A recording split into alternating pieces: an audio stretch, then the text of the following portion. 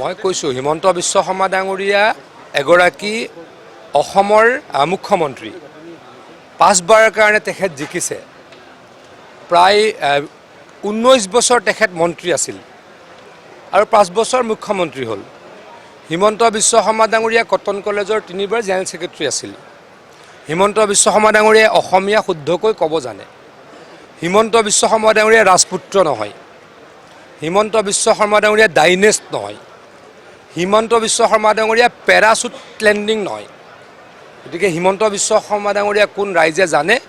আৰু যোনে এইবিলাক কথা কৈছে তেখেতৰ পৰিয়ালৰ